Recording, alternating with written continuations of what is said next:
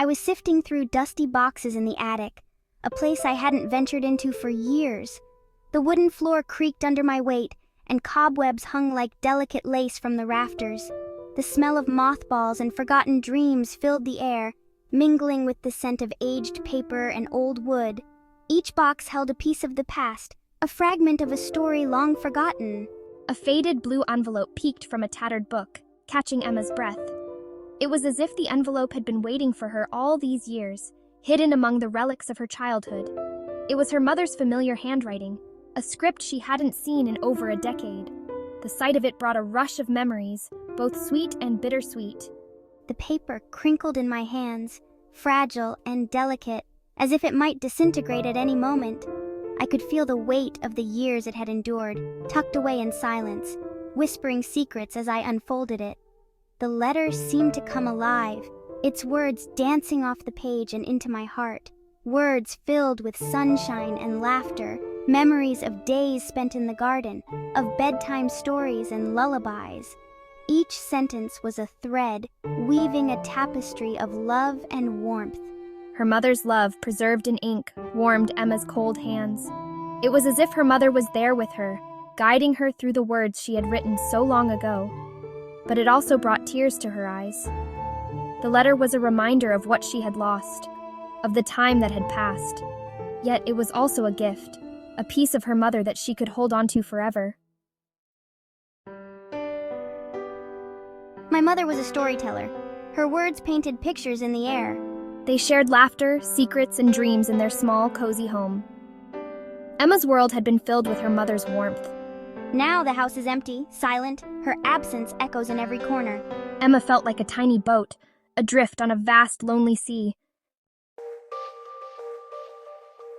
Aunt Agatha's house was grand, with high ceilings and cold, echoing halls. I felt small and lost within its walls. Her aunt was a woman of routine, not warmth. She spoke in clipped tones, her face rarely showing emotion. I missed my mother's hugs, her gentle voice. Aunt Agatha offered only polite smiles and starched dresses. Emma felt like a misplaced doll, displayed but not loved. Days turned into weeks. Emma wandered the halls like a ghost. I ate my meals in silence, my aunt's disapproving gaze following my every move. At night, I cried myself to sleep, clutching my mother's letter. She longed to talk about her mother, to share her grief. But the words wouldn't come. Not in this house. Not with Aunt Agatha.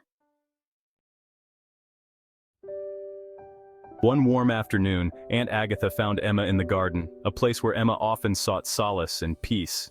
The garden was a sanctuary, filled with blooming flowers and the gentle hum of bees. It was a place where Emma could escape the harsh realities of life and find a moment of tranquility. She stood silently, watching Emma tend to a rose bush with delicate care. Each snip of the pruning shears was precise, a testament to Emma's dedication and love for the garden. The roses, vibrant and full of life, seemed to respond to her touch, blooming more beautifully under her care. Emma braced herself for criticism, expecting the usual harsh words from her aunt. Her heart raced, and her hands trembled slightly as she continued to prune the roses. She had grown accustomed to the disapproval, the constant feeling of not being good enough. Instead, a flicker of something akin to sadness crossed her aunt's face. It was a fleeting moment, but it was there. Aunt Agatha's eyes softened, and for the first time, Emma saw a glimpse of vulnerability in her. It was as if the garden had cast a spell, momentarily breaking down the walls that had been built between them. That evening, I brought Emma a cup of chamomile tea, hoping to offer her some comfort. The tea, with its soothing aroma, was a small gesture, but it carried with it a sense of peace and understanding. The evening light filtered through the window, casting a warm glow over the room. I sat with her, not speaking, but my presence was no longer cold. The silence between us was different this time, filled with unspoken words and a newfound sense of connection. We sat together, two souls finding solace in each other's company, the garden's magic still lingering in the air. It was the beginning of a fragile bridge between us, a bridge built on small moments of understanding and shared silence. The path ahead was uncertain, but for the first time, there was hope.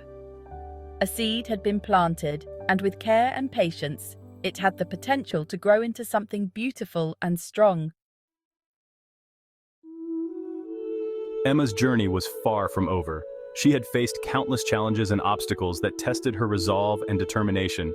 Each step she took on that winding path was a testament to her resilience and unwavering spirit. The vast landscape before her was both daunting and inspiring, a reminder of how far she had come and how much further she had to go.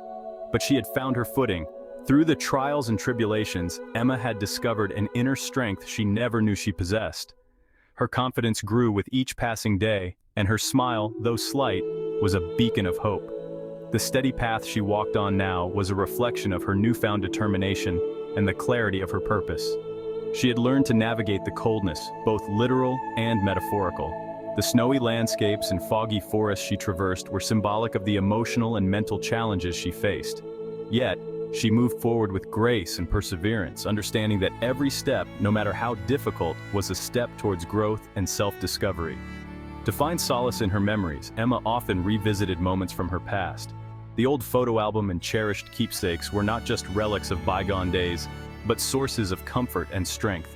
They reminded her of the love and support she had received, and the lessons she had learned along the way, and to nurture the love that bloomed within her. Emma understood that true strength came from within, and it was essential to cultivate and cherish the love and compassion she felt. Surrounded by blooming flowers, she found peace and a renewed sense of purpose.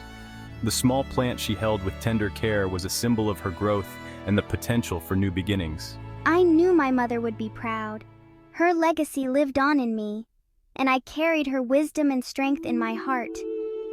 The photograph and locket were constant reminders of her love and the values she instilled in me. They were my guiding lights, helping me navigate through life's uncertainties. Not because I was sad, but because I had found the strength to keep going. My journey was not defined by sorrow, but by the resilience and hope that propelled me forward. The slight smile on my face and the hopeful expression as I looked toward the sky were testaments to my unwavering spirit and the belief that better days were ahead. To find my own light in the darkness. The dark forest and the cliff edge at sunrise were metaphors for the challenges and triumphs I encountered. The lantern I held symbolized the inner light that guided me through the darkest times, and the rising sun represented the promise of new beginnings and endless possibilities, to bloom even amidst the thorns. Just like the vibrant flower in a field of weeds, I learned to thrive despite the adversities. The thorns were a part of my journey, but they did not define me.